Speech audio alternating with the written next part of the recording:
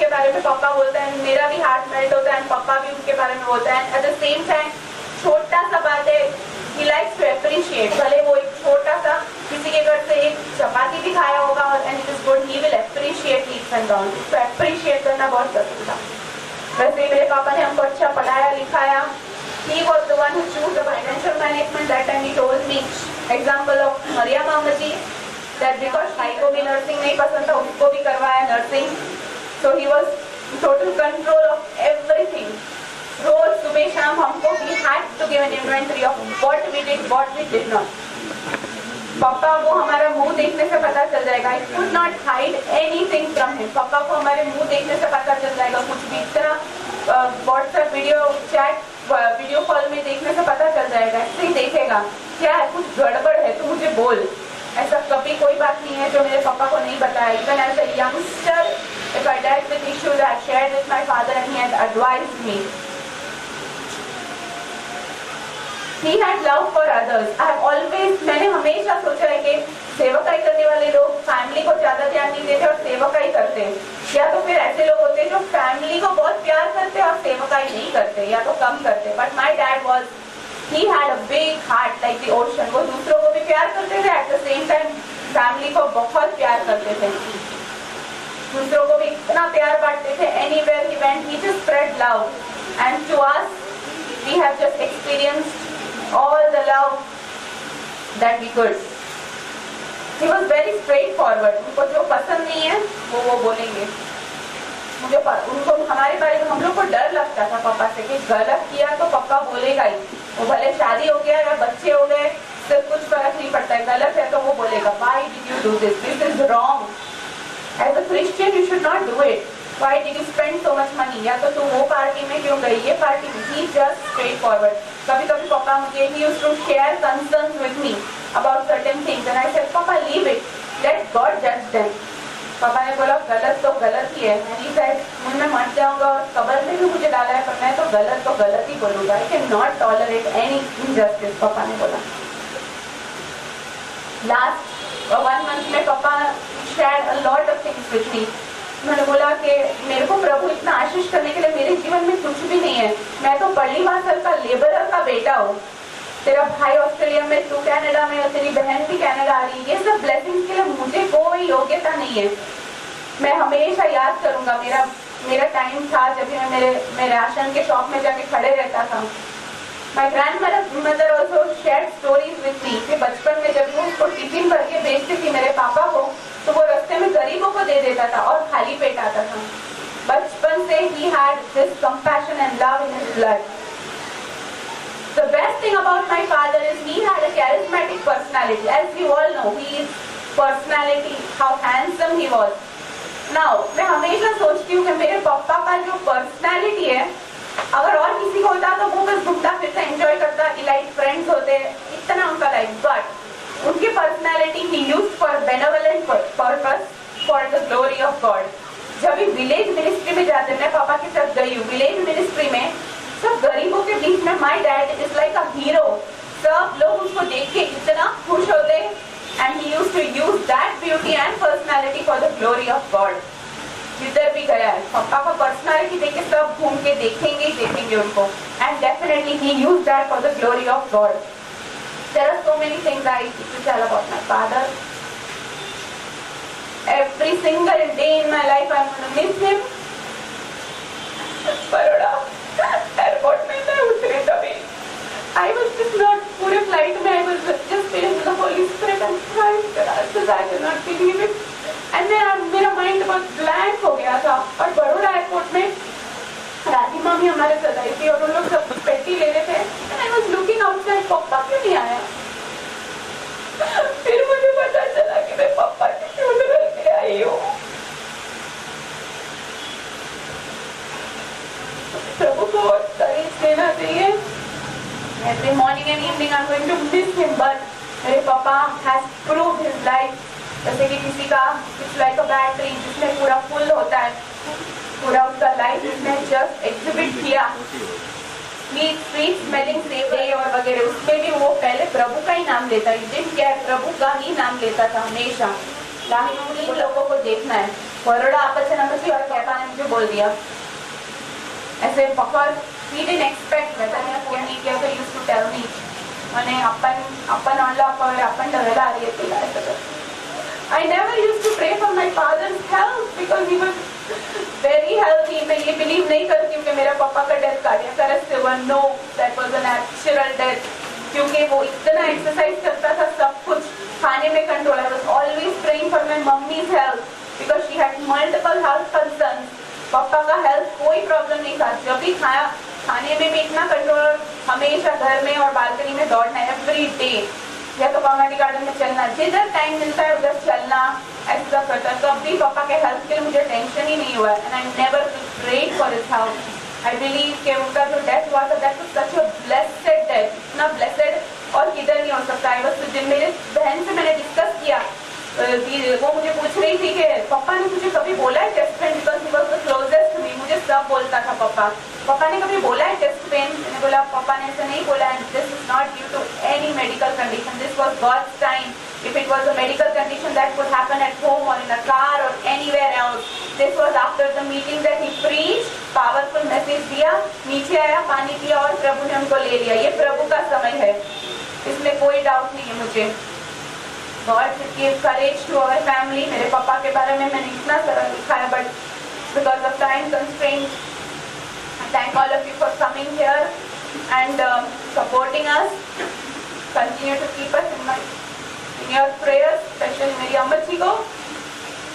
20 years back on the same day she lost her elder son, और वही date पे उनके सेकंड सन को भी लॉस किया उन्होंने.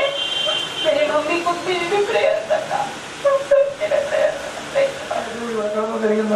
എല്ലാവരും മോട്ട് ക്രിസ്തോസം ചെയ്യും.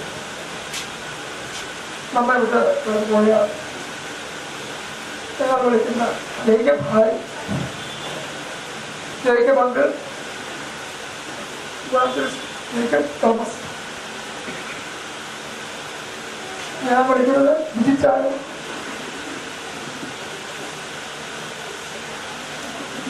എൻ്റെ സെക്കൻഡ് കസിനാണ്. ബീച്ചാറിൻ്റെ കേരളത്തിലുള്ള ദൈവഹിതപ്രകാരം ലാഘവത്തോടുകൂടി കാണുന്ന ഒരു മനുഷ്യൻ. എൻ്റെ ഭാര്യയ്ക്ക് ഒരു ക്യാൻസർ സംബന്ധിച്ചുള്ള പ്രശ്നം സംഭവിച്ചു.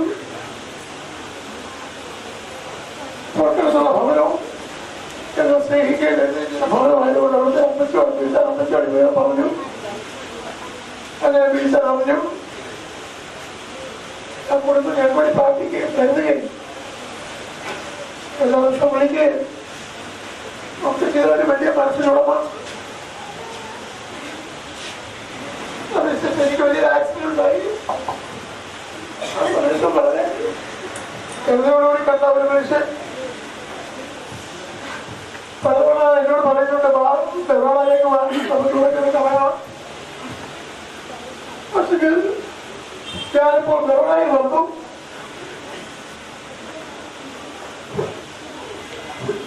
എനിക്ക് വല്ലാത്തൊരു ആഗ്രഹത്തിൽ ഇപ്പോൾ എനിക്ക് വിശ്വസിക്കാൻ കഴിയുന്നില്ല. 46 വയസ്സ് ഒരു മനുഷ്യായുസ് ചെയ്യാവുന്ന പ്രവർത്തനത്തിലേറെ ചെയ്ത ഒരു വലിയ മനസ്സിലുള്ള കഴിഞ്ഞ ദിവസം സാക്ഷിയൊക്കെ കണ്ടപ്പോൾ ഒരു വ്യക്തി ഒരു മഹൽ വ്യക്തിയായിരുന്നല്ലോ. അനുഗ്രഹിക്കട്ടെ.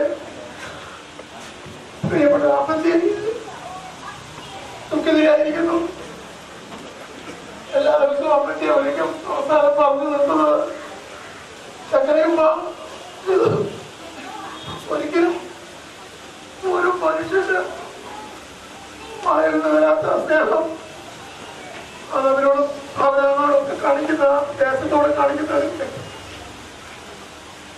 ടീച്ചറെ സംബന്ധിച്ചൊരു വേദവാക്യം മനസ്സിൽ കടന്നു വരുന്നത് 2 4:9 എന്റെ അടുക്കൽ വരുവാൻ നിങ്ങൾ വേഗത്തിൽ ഉത്സാഹിപ്പിൻ.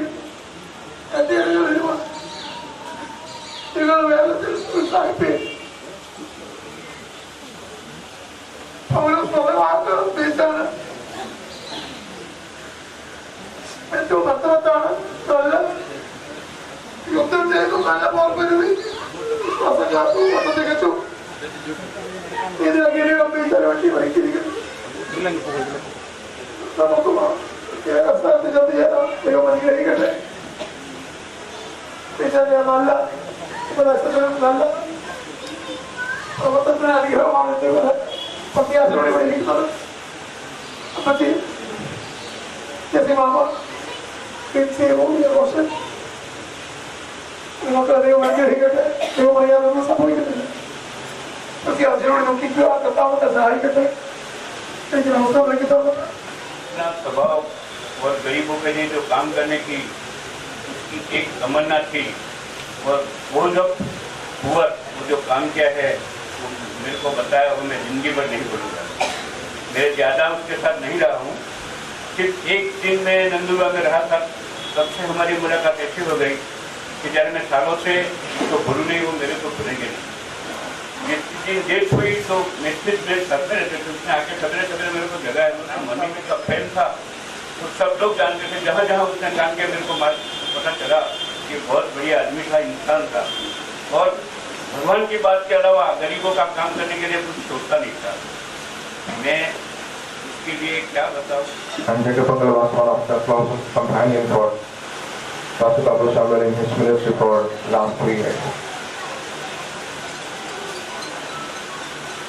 We remember if any event happened in our family, he was the one who was heading most of the event.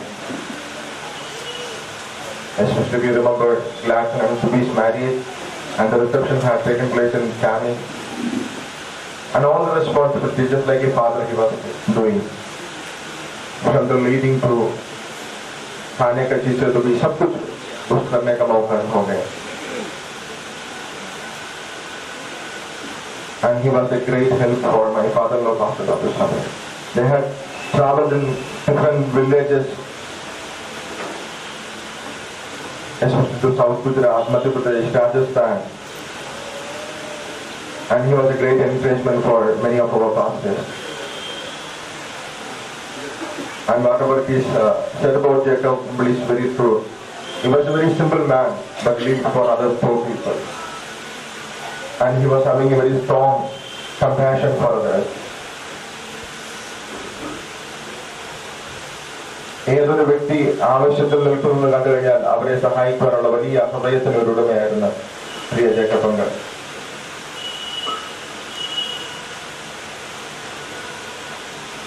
അദ്ദേഹത്തിന്റെ ദേഹവിയോഗം ഞങ്ങളുടെ ജീവിതത്തിൽ കുടുംബത്തിൽ ദുഃഖം നൽകുമ്പോൾ തന്നെ ഞങ്ങളുടെ അകത്ത് വലിയ പ്രത്യാശയുണ്ട്. തീർച്ചയായിട്ടും മറുകരയിൽ നമുക്ക് പ്രിയ അങ്കിളിനെ കാണുവാനിടയായിത്തീരുമെന്നുള്ളത്. Rejoice John. Last 1 month we were more close because he used to be with us all the time. പപ്പയുടെ കാര്യം പറഞ്ഞാൽ he never used to call me by my name. മോനെ പറഞ്ഞിട്ടുണ്ട്. My dad also, my own dad would call me by my name, but he called me only Mon. That was his love for me. All his ways, all his kindness that he showered to me, I felt like, I have met the right person in the whole world. There are many instances where I can say that he was the greatest man that I ever saw. The recent one that I can share is like, we had gone to take the passport of Abigail, and there was something going wrong with the birth certificate.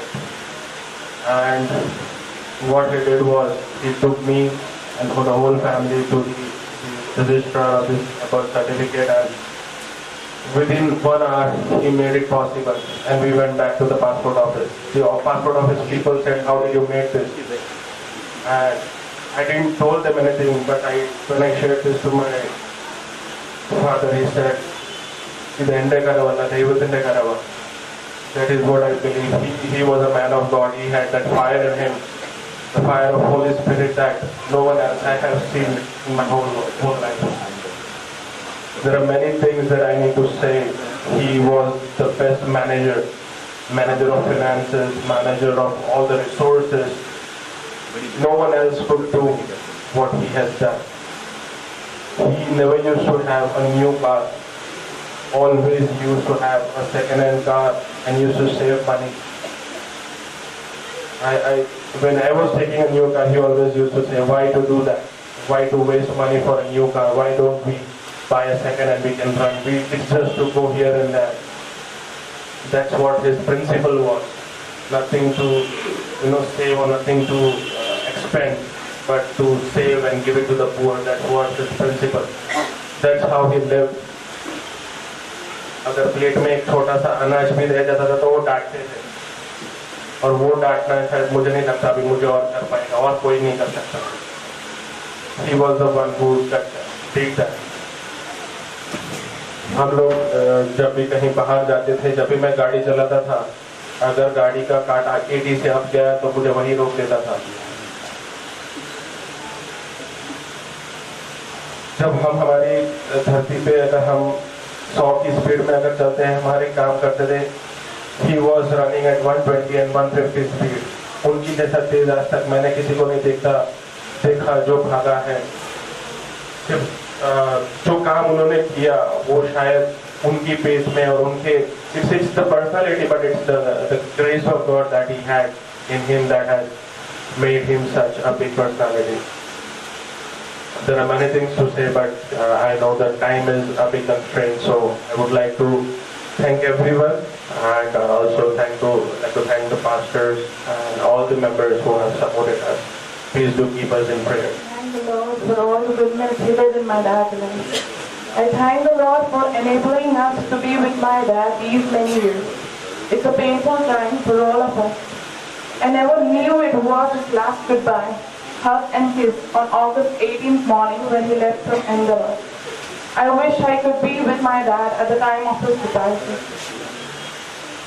I will greatly miss his warm hugs. My dad was a role model for us since our childhood. Papa taught us many things. He was a straightforward man. He used to scold us when needed, and the next moment he would love and convince us. He used to treat us like small children and kept loving us in the same way till the end. Since childhood, I have witnessed my dad as a helping and compassionate person. He used to scold us when he felt that we have not given enough care to other people. I have always seen him treating poor and rich equally. He was a cheerful giver. Past few months, he was in his stores to share the gospel. I will miss my dad greatly. He loved preaching and ended his life by preaching the gospel. I would like to thank all of you for supporting us in this time of grief. May the Holy Spirit help all our family members to be comforted. Before ending this testimony, I would like to share what he liked to share. He liked to share the gospel to the unreached souls and to gather his saints, and in a twinkling of an eye we all shall be raptured. This is our great hope and a blessed expectation. Praise the Lord.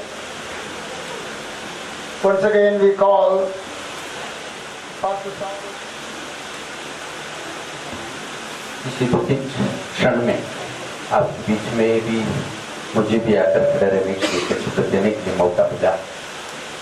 करीबन 21 साल की जो संबंध है वे मेरे भाई और परिवार के साथ में रखा.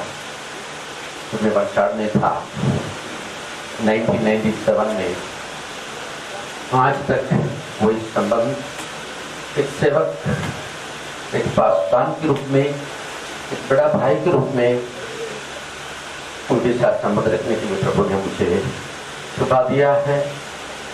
उन बच्चे उस परिवार से इतनी करीब संबंध रखने का मौका परमेश्वर ने मुझे दिया. ये अप्रैल में 23 तारीख को मैं इधर आया. हमने ऐसा बार बार बातचीत करते थे, लगातार बात करते थे, घंटे, आधा घंटे, 1 घंटे फोन में बात करते थे. और उस कि कई दुख में हो सुख हो कई बात मुझे बताते थे। लास्ट में मैं इधर आया तब उसने यही एक बात मुझसे कहा, पास्टर इस दुनिया में जो कुछ भी है वो हम छोड़ के जाना है पवित्रताई के साथ परमेश्वर के राज्य के लिए किसी को जीतना, ये मेरा लक्ष्य। मैं दो बात मुझे कहा, एक मेरा स्कूल को मुझे बेच करना है, मेरे बेटे को एक अच्छा शादी होना है, आप उसके लिए प्रार्थना कीजिए। बार बार मुझे फोन में ये दोहराते थे, प्रार्थना की रिक्वेस्ट करते थे। उसके साथ 3 घंटा में बात किया तो स्वर्ग के बारे में के अलावा और कोई बात नहीं कहा। आप भी कोई प्रचार करना, जहाँ मैं सेवा करता हूँ वो इलाका का एक एक गांव वो जानते थे, मैं बरसात की उस तरफ प्रभु की सेवा करता हूँ। प्रभु वहां पर आकर सेवकाई में भाग लेने के लिए चाहता था, लेकिन परमेश्वर का योजना ये था उनकी तोड़ पूरा करके ഈ പ്രത്യേക സന്ദർഭത്തിൽ യുവാസിലെ കർത്തൃദാസനെ കുറിച്ച് 2 വാക്കുകൾ പറയുവാൻ ദൈവം എനിക്ക് തന്ന നല്ല അവസരത്തിനായി ദൈവത്തിന് സ്തോത്രം ചെയ്യും. ദൈവത്തിന്റെ മകൾ പ്രിയ റേച്ചൽ കുടുംബം അഹമ്മദാബാദിൽ ചില നാളുകളായിരുന്നു. ഇപ്പോഴും പ്രിയ റേച്ചൽ അവിടെ ജോലി ചെയ്യുന്നു. അതോടൊപ്പത്തിൽ അവിടെ ആയിരിക്കുന്ന സമയങ്ങളിൽ IPC ബഥേൽ സഭയോട് ചേർന്ന് ഞങ്ങളോട് ചേർന്ന് ദൈവത്തെ ആരാധിക്കുന്ന അനുഗ്രഹിക്കപ്പെട്ട ഒരു കുടുംബമാണ്. പലപ്പോഴും ഈ പ്രിയ കർത്തൃദാസൻ അവിടെ വന്നിട്ടുണ്ട്. പാസ്റ്ററിൽ എൻ്റെ അടുക്കൽ വരികയും ആത്മീക ശുശ്രൂഷ സംബന്ധമായ നിരവധി കാര്യങ്ങൾ ഞങ്ങൾ തമ്മിൽ ചർച്ച ചെയ്യുകയും ചെയ്തിട്ടുണ്ട്. ഇവിടെ നാം പറഞ്ഞു കേട്ടതുപോലെ തൻ്റെ വാക്കുകൾ എപ്പോഴും മിനിസ്ട്രിയെ കുറിച്ചും കർത്താവിന് വേണ്ടി എന്തെങ്കിലും ചെയ്യണമെന്നുള്ള വലിയ അടങ്ങാത്ത ആഗ്രഹം എപ്പോഴും തന്റെ ഹൃദയത്തിലുണ്ടായി. അതുപോലെ തന്നെ തന്റെ ജീവിതവും കർത്താവിന് വേണ്ടി പൂർണ്ണമായി സമർപ്പിക്കപ്പെടുവാൻ ഇടയായി. പൗലോസ് സമർപ്പിക്കുന്ന പോലെ കണ്ടുമ്പോൾ നമ്മുടെ വാത്സല്യ കർത്തൃദാസനും തിരസ്കരിക്കപ്പെട്ട ശരീരത്തോടെ ഉയർക്കും എന്നുള്ള വലിയ പ്രത്യാശയോടെ നാം അദ്ദേഹത്തെ യാത്രയാക്കുന്നു. കർത്താവ് നിങ്ങളെ ഏവരെയും ആശ്വസിപ്പിക്കട്ടെ. എന്റെ കുടുംബത്തിന്റെയും IPC ബഥേൽ അഹമ്മദാബാദിലുള്ള എല്ലാ കുടുംബങ്ങളുടെയും പ്രത്യേകമായ ദുഃഖവും പ്രത്യാശയും അറിയിച്ചുകൊണ്ട് എന്റെ വാക്ക് നിർത്തുന്നു. കർത്താവ് നമ്മെ ആശ്വസിപ്പിക്കുമാറാകട്ടെ. So while we were in my home, my wife praised and we were praying and sitting down. So meantime I heard the voice, somebody coming to our downstairs. Immediately we found that this great man's body was lying in our house. Immediately I bowed my head and I kissed him because he was a mighty man of God. His was blessing irrespective of person and mission. No, we belong to this particular, we belong to Alpha, we belong to the IP. No, such things in his mind. He is always open.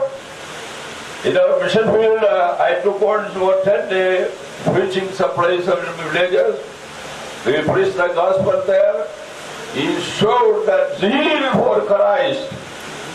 And he is always, like the brother said, always he said, I need to preach the gospel. When we started the ministry in Calcutta, so Lord sent me in 1910 in Calcutta to preach the gospel. And when I go and come back, I deliver the message to the people. Always Jacob is always coming to me and meeting Papa. So how many people were baptized? I said this time only 800. So he said that if one soul is baptized, so that is great in the kingdom of Jesus Christ. This is the way he was always helping my family, our mission in Ananda. Our school, he was the administrator there. Every week he was coming there and helping us. the school, because you are there with immense experience conducting schools in the last many years, several years. I'm here to give testimony. God gave me the chance, the patient thank God. When we have been so many years, we stay in the place of Anu, and they were staying in the place of Balsa. When I got married, came to the place of Danu. I was born and brought up in the Pentecostal family. When I came to Danu, there was no church, there was no faith home. So we used to travel all the way to attend the Villapara faith home. Then we went with Brother Biju and this he also just got married. They also stayed in the faith home. But we got to know each other. After a few years, by God's grace, 10 years, we conduct a meeting evening. We are very small gathering. From that time onwards, we are known to each other, the family. Truly, when I got married, I left my 4 brothers and 4 sisters. And I did not know any, actually, my own language to talk each other. But when I go to know about Viju and family, truly more than my brother and sister, we are very much bound together each other. So love, everything we used to share, our problem, our sorrow, we share. We pray together, we live together, till this day, the patient thank God. The Jessie, Boaz, I say she's my sister. Brother Biju always says, Charlie brother is my elder brother. Whenever I see him, I can see him hugging. And so much joy we see each other. So many years we stay together and we have the 3 children, they also have. All the children also grown together. And next day, they had their ministry started in Balsa, even Bhakti. So they all left that place and went.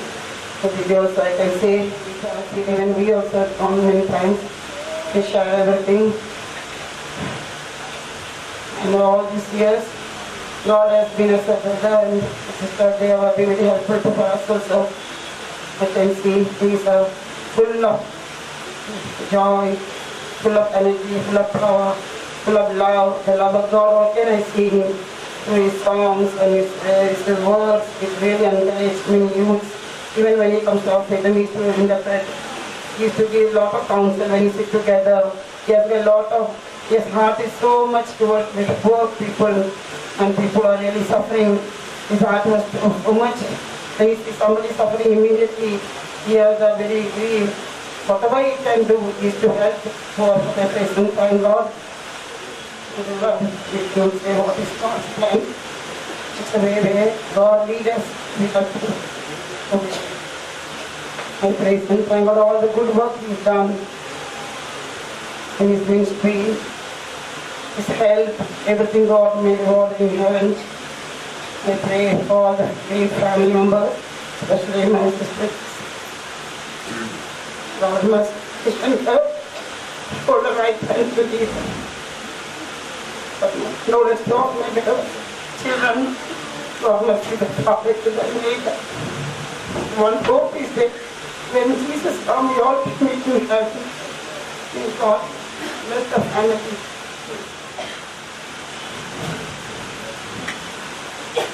പത്തൊൻപതാം സൺഡേയിലെ രാത്രി 9:40 doctor Thomas കുട്ടിയുടെ phone എനിക്ക് വരികയുണ്ടായി. Jacob brother seriously മനോളിലായിരിക്കുന്നു, എത്രയും പെട്ടെന്ന് നിങ്ങൾ ഇന്ന അൽഫ ഹൗസിലേക്ക് കടന്നു വരണം. ഇവിടെ റോഡായിൽ ഹോസ്പിറ്റലിൽ നമുക്ക് കാണിക്കണം എന്നാണ് പാസ്റ്റർ തോമസ് പാസ്റ്റർ എന്നോട് സംസാരിച്ചത്. ഞാൻ സമയം എൻ്റെ ഹൃദയം തകർന്നു. അതിൻ്റെ 2 ദിവസം മുമ്പ് ഫോണിൽ കൂടെ അഹമ്മദാബാദിൽ നിന്ന് ഞങ്ങളോട് ആത്മീയമായ കാര്യങ്ങളിൽ ഞങ്ങളെ കുടുംബസംബന്ധമായിരിക്കുന്ന കാര്യങ്ങളിൽ ചില കാര്യങ്ങളൊക്കെ എന്നോട് സംസാരിക്കുകയുണ്ടായി. ആ സമയത്ത് ഞാൻ നാഥ എന്താണ് ഇത്, നമ്മുടെ ഉടമസ്ഥനോട് നമുക്ക് ഇത് എന്താണ് ഇങ്ങനെ ചെയ്തത് എന്ന് നമുക്ക് പറയുവാൻ പറ്റിയില്ല. ഞാൻ കേരളത്തിൽ കടന്നു പോകുവാൻ 13-ാം തീയതി വെളുപ്പിന് കടന്നു പോകുവാനായിട്ട് റിസർവേഷൻ ചെയ്തിരുന്നു. 13-ാം തീയതി രാവിലെ ഞങ്ങളുടെ ഭവനത്തിലേക്ക് ജേക്കബ് ബ്രദർ കടന്നു വന്നതിനെ പ്രാർത്ഥിച്ചു വിടുവാനായിട്ട് കടന്നു വന്നു. ഞാൻ പറഞ്ഞു, ജേക്കബ് ബ്രദർ, എനിക്കത് നടത്തിപ്പില്ല, ഞാൻ റിസർവേഷൻ ക്യാൻസൽ ചെയ്തു എന്ന് അദ്ദേഹത്തോട് പറയുന്നുണ്ട്. അതെന്താണ് അച്ഛാ അങ്ങനെ ചെയ്തത്? ഞാൻ പറഞ്ഞു, എനിക്ക് ഒരു നടത്തിപ്പുമില്ല എന്ന് പറഞ്ഞു. അദ്ദേഹം അതിനുശേഷം അഹമ്മദാബാദിലേക്ക് പോയിട്ട് 2-ാമത്തെ ദിവസം എനിക്ക് ഫോൺ ചെയ്തു, അച്ഛായി പോകാനുള്ള ദൈവത്തിന്റെ നടത്തിപ്പായിരുന്നു എന്ന് എന്നോട് പറയുവാനായിട്ടിടയാണ്. കാരണം ഞാൻ പോയാൽ വീട്ടിൽ ചെന്ന് വെക്കുവാൻ ഒക്കെയില്ല, അതുപോലെ കേരളം മുഴുവൻ വെള്ളത്തിലായിരിക്കും. ദൈവം തന്റെ മക്കളെ അതാത് വഴികളിൽ ദൈവം കാണിച്ചു കൊടുക്കുന്നതൊക്കെ എന്നോട് വചനത്തിൽ കൂടെ സംസാരിക്കും. ഞങ്ങൾ കേരളത്തിലെ വിഷയങ്ങളിൽ ഞങ്ങൾ ചില കാര്യങ്ങൾ സംസാരിച്ചു. കർത്താവിന്റെ ദാസൻ പറഞ്ഞു, നമ്മുടെ കർത്താവിന്റെ വരവ് ഏറ്റവും അടുത്തിരിക്കുകയാണ്. അതുകൊണ്ട് നെഹെമ്യാവ് ഇസ്രായേൽ ജനത്തിന്റെ പാപത്തെ വഹിച്ചുകൊണ്ടും കൂടെ ജനത്തിനു വേണ്ടി കരഞ്ഞതുപോലെ നമുക്ക് കരയാം. നമ്മുടെ കർത്താവിന്റെ വരവ് ഏറ്റവും അടുത്തിരിക്കുന്നു. ഈ വാക്കുകളാൽ ദൈവത്തെ സ്തുതിക്കുന്നു. ജേക്കബ് തോമസിന്റെ അല്ലെങ്കിൽ ബിജുചായന്റെ സഹോദരനാകുവാനുള്ള ഒരു ഭാഗ്യവും ദൈവത്തെ എന്റെ ജീവിതത്തിൽ തന്നു. ഞാൻ എൻ്റെ സഹോദരനെ കുറിച്ച് ഓർക്കുമ്പോൾ 13 വയസ്സ് വരെ ഞങ്ങൾ മൂന്നാറിൽ ഞങ്ങൾ ഒരുമിച്ച് വളർന്നു. എൻ്റെ 13 വയസ്സ് കഴിഞ്ഞപ്പോൾ എൻ്റെ സഹോദരൻ പഠിക്കാൻ വേണ്ടി പിന്നെ അവിടുന്ന് കോട്ടയത്തേക്കും പിന്നെ അവിടുന്ന് ബോംബെയിലേക്കും പിന്നെ ബോംബെയിൽ നിന്ന് ബറോഡയിലേക്കും പുള്ളി പോയി. എന്റെ സഹോദരന്റെ ജീവിതത്തിൽ ഒബ്സർവ് ചെയ്ത വലിയ ഒരു കാര്യം, പുള്ളി ചെയ്ത ഏതൊരു കാര്യവും അത് ചെറുതായാലും വലുതായാലും അത് വളരെ ഹൃദയത്തോടുകൂടി വളരെ ശ്രദ്ധയോടുകൂടി passionate in all his deeds. And I recall him as a footballer. ഞങ്ങൾ ചെറുപ്പത്തിൽ കളിച്ചുകൊണ്ടിരിക്കുമ്പോൾ he was a wonderful, excellent footballer. ഞങ്ങൾ താമസിച്ച സ്ഥലം മൂന്നാറിൽ ഒരുപാട് ടീമുകളുണ്ട്. ഏതാണ്ട് 36, 38 സ്റ്റേറ്റുകളുണ്ട്. അതിന്റെ സബ് ടീംസ് ഉണ്ട്, മെയിൻ ടീംസ് ഉണ്ട്. He was schooling them.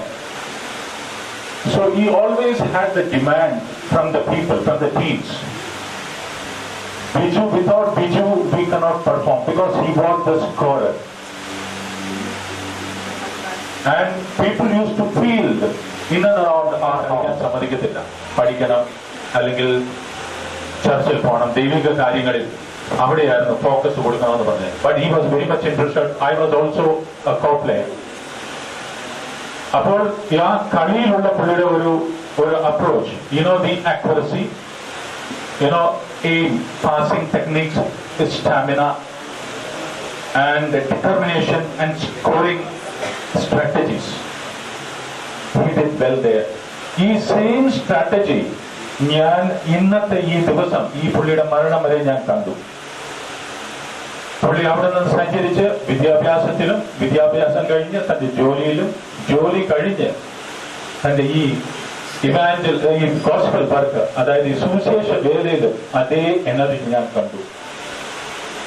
He never leaves things half done. And moreover that പുള്ളിയുടെ ഏറ്റവും എന്നെ അട്രാക്ട് ചെയ്ത വലിയൊരു സത്യം എന്ന് പറഞ്ഞു കഴിഞ്ഞാൽ, പുള്ളി എളിമയുള്ള ഒരു വ്യക്തിയായിരുന്നു. അതായത് he never believed in luxury. He was a realistic and he never believed in illusion and vanity. And that gave him a very good balanced life. So ആ ഒരു ജീവിതം കാണുമ്പോൾ എനിക്ക് സന്തോഷം തോന്നുന്നു. ഇന്ന് ഞാൻ അഭിമാനിക്കുന്നു. ഇന്നലെ തന്നെ ഒരു പാസ്റ്റർ ഈ IPF ഗ്രൂപ്പിൽ നിന്ന് ഒരു പാസ്റ്റർ പറഞ്ഞു, ഒരു 25 വർഷം ഒരു ഇവാഞ്ചലിസ്റ്റോ അല്ലെങ്കിൽ ഒരു ഗോസ്പൽ വർക്കറോ അച്ചീവ് ചെയ്യാൻ പറ്റാത്ത ഒരു കാര്യം ജേക്കബ് 3 years ചെയ്തു. അത് ദൈവം അത് ചെയ്യാൻ പുള്ളിയാൻ അനുവദിച്ചു. അത് മാത്രമല്ല, എന്റെ ജീവിതത്തിൽ എന്നെ എപ്പോഴും എന്തെങ്കിലും ഒരു കാര്യം, അതൊരു നല്ലതാണെങ്കിൽ he will appreciate. എന്തെങ്കിലും ഒരു വിഷമം ഉണ്ടെങ്കിൽ ജോലി സ്ഥലത്തോ ഫിനാൻഷ്യൽ ആയിട്ടോ ഫിസിക്കൽ ആയിട്ടോ മെന്റൽ ആയിട്ടോ ഏതെങ്കിലും രീതിയിൽ there is a need, he immediately calls us. He calls up and he suggests, why don't you do this way? You know, sometimes it is very hard to accept his points. You know, he put you some, you know, instructs you, he commands you something. It is very difficult to take it. But as a process, when you go through, then you realize what my brother said is right. You realize that at a later stage, but he did tell you at the very beginning, but you realize later. By the time, the time is gone by. So I realized many things. So I could not accept him many a time. I regret today. He told me, spend for your need, for your necessity. So these kind of management strategies which I could learn from him. But he is a man who made it. He was a practical man. He was a very practical man. And he loved his parents. And he loved his family. And when it comes to family prayer, most of us, we pray like, we sing 2 songs. And we read 1 chapter from the Bible. And then we conclude our prayer. But he was not like that. When he comes to my place, he asked my children, he asked Aro, get the guitar. But again, sometimes I feel that when this list is going to end, because it's such a long list, he prays for the world and relatives, friends. So he had his affinity to the Lord. And God gave him, the last 3 years, I believe I could understand that he has done a wonderful, wonderful life, in terms of gospel. So, എന്റെ സഹോദരനെ ദൈവം പറയുന്നു, your ways are not my ways. So we need to accept this fact. My brother is no more. But as a believer, my hope and my family's hope, all our hope is to make him at the other shore. So, ദൈവം നമ്മൾക്ക് എല്ലാവർക്കും കുടുംബത്തിനും സമാധാനവും കൃപയും തരണം, ഈ ഒരു ഷോക്കിനെ withstand ചെയ്യുവാനുള്ള. സോ എൻ്റെ സഹോദരൻ എൻ്റെ ജീവിതത്തിൽ ചെയ്ത നന്മകൾ വലുതായി. എൻ്റെ വിവാഹം അദ്ദേഹമാണ് നടത്തി തന്നത്. എൻ്റെ വിവാഹത്തിൻ്റെ ചെലവുകൾ അത്രയും പുള്ളി ചെയ്തു. എൻ്റെ ആവശ്യങ്ങൾ എപ്പോഴും ഫോണിൽ കൂടെ ചോദിച്ചു. എൻ്റെ ജോലി നഷ്ടപ്പെട്ടപ്പോൾ ആദ്യം വിളിച്ചു, ചോദിച്ചു, how are you? How is your state? How is your financial state? Are you all right? Do you need anything? പല കാര്യങ്ങളും ഒരു ഫൈനാൻഷ്യൽ ആയിട്ടുള്ള ആസ്പെക്ട് മാത്രമല്ല, മെന്റലി, ഫിസിക്കലി, സ്പിരിച്വലി ഈ സപ്പോർട്ടഡ് മീ. ഇങ്ങനത്തെ ഒരു സഹോദരൻ എല്ലാവർക്കും ലഭിക്കുവാൻ സാധ്യമാണോ എന്ന് എനിക്ക് സംശയമുണ്ട്. പക്ഷെ എൻ്റെ സഹോദരന്റെ ഈ സെപ്പറേഷനിൽ എനിക്ക് വളരെ ദുഃഖമുണ്ട്. എൻ്റെ അമ്മയെ ദിവസവും രാവിലെയും വൈകുന്നേരം വിളിച്ച് ആശ്വസിപ്പിക്കും, കാര്യങ്ങൾ ചോദിക്കുകയും ചെയ്യും. അമ്മച്ചിയുടെ ഷുഗർ എത്രയുണ്ട്, BP എത്രയുണ്ട്, ഇനി അമ്മച്ചി നുണയാണോ പറയുന്നത്, എന്നെ മറക്കുകയാണോ, ഇങ്ങനെ ഒരു he used to monitor her complete health and he used to take the complete record of her. So ഈ ദിവസം ഒരു ദുഃഖത്തിന്റെ ദിവസമാണ്. അതുമാത്രമല്ല, ഇത് ഈ ജീവിതത്തിൽ മുഴുവനും എൻ്റെ സഹോദരൻ എപ്പോഴും ജീവനോട് നിലനിൽക്കും. എൻ്റെ സഹോദരനെ നിത്യതയിൽ കാണുവാൻ ദൈവം എന്നെയും എൻ്റെ കുടുംബത്തെയും അനുവദിക്കുമെന്നുള്ള വിശ്വാസമുണ്ട്. ഇന്ന് എൻ്റെ സഹോദരൻ നിത്യതയിലുണ്ട്, ദൈവത്തോട് കൂടെ ഉണ്ട്. എന്താണെന്ന് വെച്ച് കഴിഞ്ഞാൽ, ആ സുവിശേഷ വേല ചെയ്യുന്ന സമയത്താണ് എൻ്റെ സഹോദരനെ ദൈവം വിളിച്ചത്. ആ ഒരു അനുഗ്രഹം ഇന്ന് നമുക്കെല്ലാവർക്കും എനിക്കും അത് കാണുവാൻ സാധിച്ചു. ആയതിനാൽ ആ വഴിയിലൂടെ ദൈവത്തിലേക്ക് നടന്നു ചെല്ലുവാൻ വേണ്ടി ഞാൻ ദൈവം എല്ലാം ബലപ്പെടുത്തുന്ന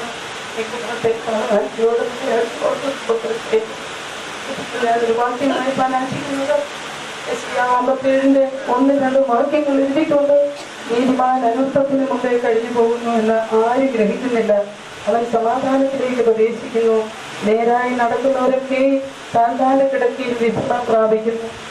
കർത്താവിന്റെ അതിവ്യക്തമായ നാമത്തെ വേദിക്കുന്നത് എനിക്ക് എങ്ങനെ തോന്നണം, എങ്ങനെ അവസാനിപ്പിക്കണമെന്ന് എനിക്കറിയില്ല. എന്റെ കുടുംബമായി ഞങ്ങൾക്ക് ഒരു ആത്മീയ ഗുരുനാഥനായി, ഒരു ടീച്ചറായി, എന്റെ കുഞ്ഞുങ്ങൾക്ക് ഒരു ടീച്ചറായി, ഒരു പിതാവായി, എല്ലാവരെയും പരീക്ഷ എഴുതുന്ന സമയത്ത് 10ാം ക്ലാസ്സിൽ നല്ല മാർക്ക് ലഭിക്കാൻ വേണ്ടി അവരെ സ്വന്തം വീട്ടിൽ കൊണ്ടുപോയി മാസങ്ങളോളം നിർത്തി പഠിപ്പിച്ച് അവരെ നല്ല നിലയിൽ 10ാം ക്ലാസ് പാസ്സാക്കിച്ചു. എന്നാൽ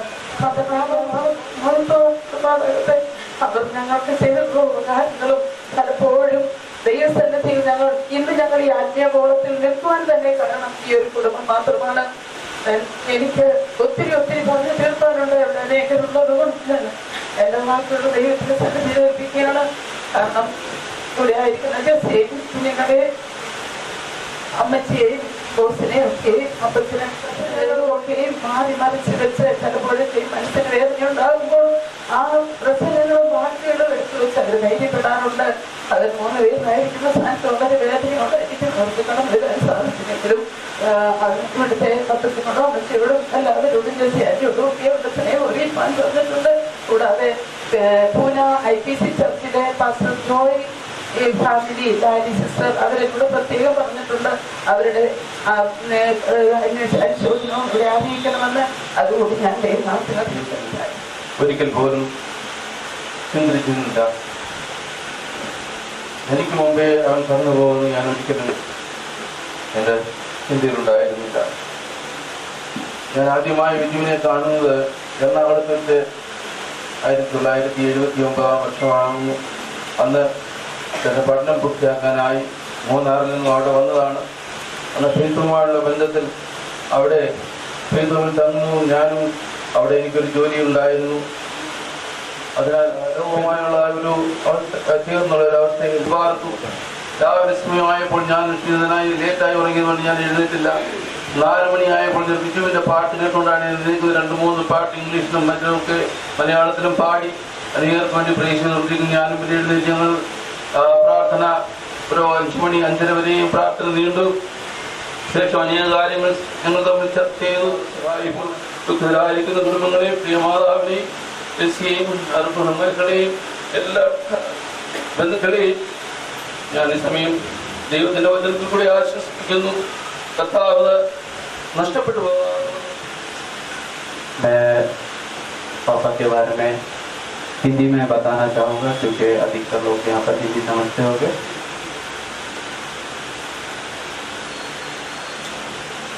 पापा के बारे में काफ़ी कुछ बताया गया है।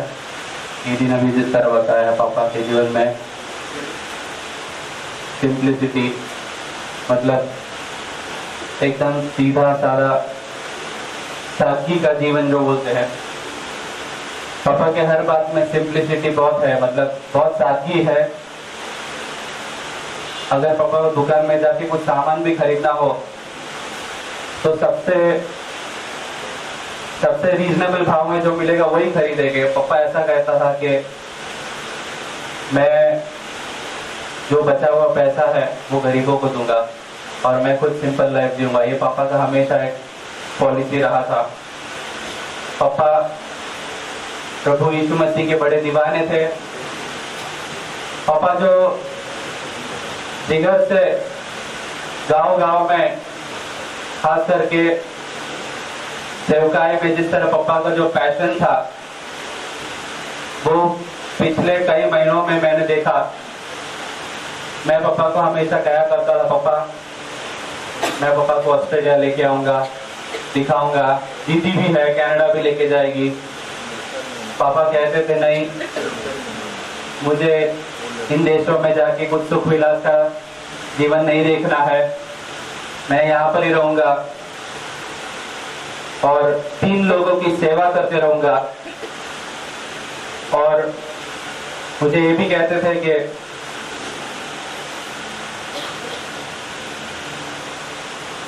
पापा हमेशा ये कहते थे कि जब हमारे जीवन में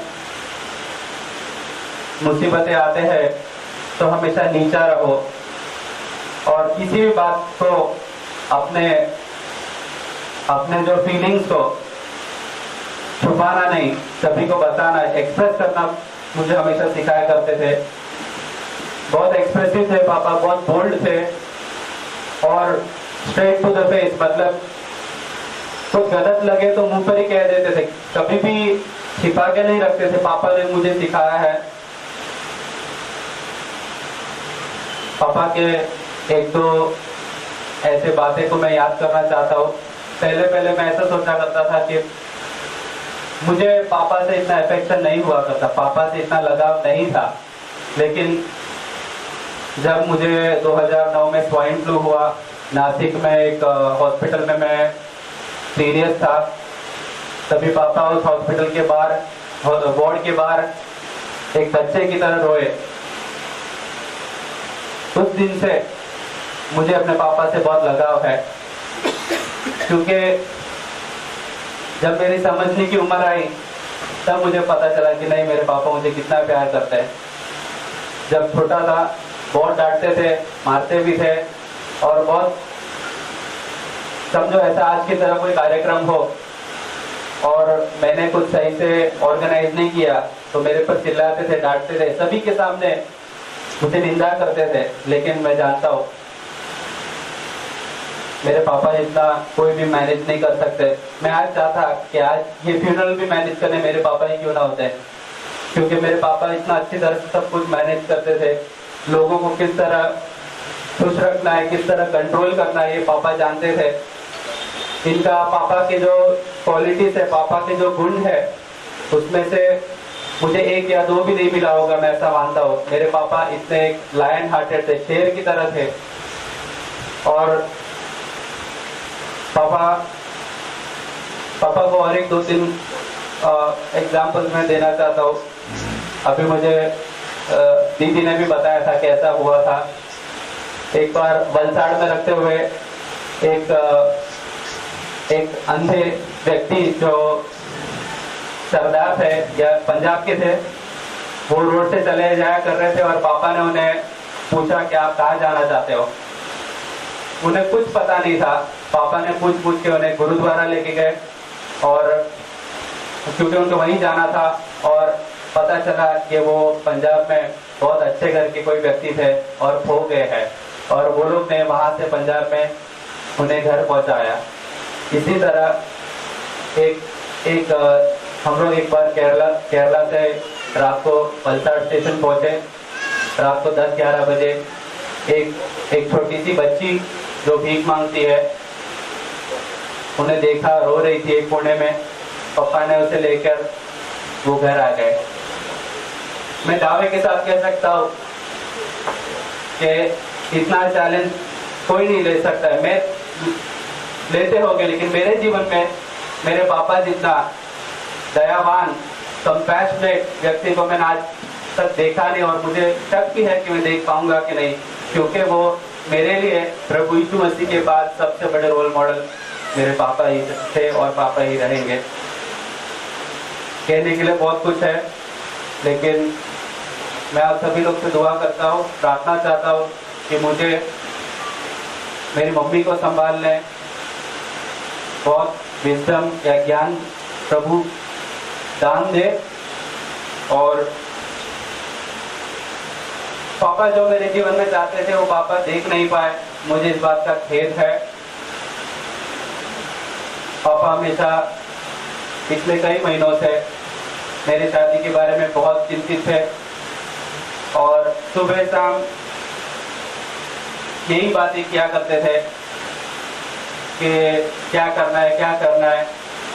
और जब मैं थोड़ा हिचकिचाता था, पापा बहुत निराश भी हो जाते थे, और मुझे ये बात का पूरे लाइफ टाइम मुझे खेद रहेगा कि मैं पापा का उस बात को पूरा नहीं कर पाया।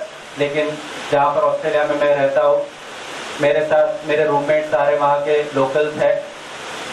जाते वक्त उन्होंने मुझे ये बताया कि इस बात का बोझ तुम्हें लेने की ज़रूरत नहीं है, क्योंकि ये हमारे हाथ में नहीं है। ये प्रभु के हाथ में है।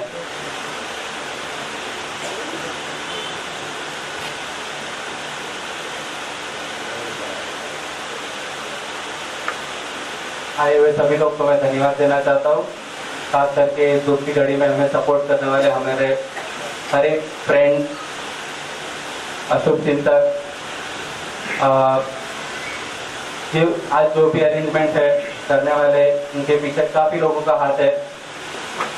ये जो बारात खाना तैयार किया है, और खास करके हमारे बहुत प्यारे पड़ोस अलकेश भाई अंकल, जो हमारे हर सुख और दुख की घड़ी में हमारे साथ रहते हैं। उन्होंने आज हमारे इस फ्यूनरल सर्विस के लिए बहुत ही मेहनत से काम किया है, इसलिए, और इनके सिवाय भी काफ़ी लोग हैं। अगर किसका नाम मैं अभी बोल नहीं पाता हूँ तो समझ लेना प्रभु आपको स्वर्ग में खुलेआम आशीष देने वाला है। मैं ज़्यादा वक्त नहीं लेना चाहता हूँ। पापा का लास्ट शायद कॉल पापा को आया हुआ तो मेरी तरफ से है। उस टाइम को मुझे कुछ अलग सा फीलिंग हो रहा था, और मैं काम से जैसे लौट आ रहा था, शिफ्ट करके घर पहुंच रहा था, तो पूरा 15 मिनट का ड्राइव में मैं प्रार्थना कर रहा था, और मैं पूछ रहा था, प्रभु मेरे जीवन के बारे में तेरा क्या उद्देश्य है, क्या प्लान है, वो पूरा कर। और घर पे आया, दीदी को और उनके परिवार से मैंने वीडियो कॉल किया, और मैंने कहा कि अभी मैं पापा से कुछ बात कर लेता हूँ सोने के पहले, क्योंकि अगर एक दिन भी मैंने फोन नहीं किया तो अगले दिन मुझे बहुत डांट खाना सुनना पड़ता था। सच बताओ तो डांट के डर से भी मैं फोन करता था, लेकिन अब मुझे फोन करने के लिए कोई नहीं। दिन रात मेरी खातिरदारी लेने के लिए मुझे पता नहीं कौन रहेगा। मैं जैसे ऑस्ट्रेलिया से लौट आ रहा था और थाईलैंड में फ्लाइट होल्ड था, तब मैंने अपना मोबाइल फोन स्विच ऑन किया, और ये डर से हमेशा कभी भी ट्रैवल करते थे डर से स्विच ऑन करके गए, कब पापा को बता देते कहाँ आया हो, कहाँ पहुँचा हो, नहीं तो पापा बहुत चिंता करेंगे। तो मैंने वो स्विच ऑन किया और सोचा अब पहले पापा को लगा कि बताऊंगा कि मैं यहाँ पर पहुँचा हूँ, लेकिन फिर मुझे महसूस हुआ कि नहीं, मैं किस काम के लिए जा रहा हूँ। कहने का मतलब यही है कि पापा हमारी बहुत चिंता करते थे, और हमारे लिए क्या कुछ नहीं किया। यहाँ से कितना पैदल चल के जाते थे, एक रिक्शा भी वो बचाने की कोशिश, रिक्शा का जो पैसे देना है वैसा नहीं कि टाइम बचाना है, वो आधा घंटा चलेंगे क्यों हमारे लिए। और खास करके जो जिसको सहायता उनके लिए पापा बहुत कुछ किया करते थे। दक्षिण गुजरात में इतने सारे लोग हैं कि पापा से बहुत मनाते थे, वो कुछ भी मुसीबत में है तो पता नहीं कहीं से घर पहुंच जाते थे और कहते थे कि इन्होंने बताया जेकब भाई हमारा मदद करेंगे। पापा ने अपना दिल, जी जान और जिस्म से इन लोगों की सेवकाई की है, और उसका आशीष हम देख रहे हैं, हमें उनका आशीष दिखाई दे रहा है। हमें लोग पता नहीं कहाँ से हेल्प करते हैं, क्योंकि मेरे पापा ने ऐसा निस्वार्थ परमेश्वर का सेवा के साथ लोगों का भी सेवा किया है। ये सारी बातें सही है कि हमारे बीच में कम्युनिटी में या फिर समाज में सेवक हो बैठे, ये सारी बात हमें तसल्ली देता है। लेकिन मुझे सबसे बड़ा जो लॉस है वो एक बाप का रहेगा। कभी भी मैं दूसरों मेरे फ्रेंड्स को बताया करता था कि बाप तो बाप होता है, बाप को कोई रिप्लेस नहीं कर सकता है, बाप का प्रेम बाप ही दे सकता है, भले कितना भी कड़क क्यों ना हो, बाप का प्रेम बाप से ही मिलता है। मुझे इस बात का तसल्ली है कि पापा जो सबसे ज्यादा करना पसंद करते थे वो करते समय उन्होंने अपना दम छोड़ा। इससे बेहतर या इससे ज़्यादा महिमामय अंत और क्या हो सकता है कि जो हम करना चाहते हैं वही करते करते हमारा दम छूटे। पापा ने वही किया और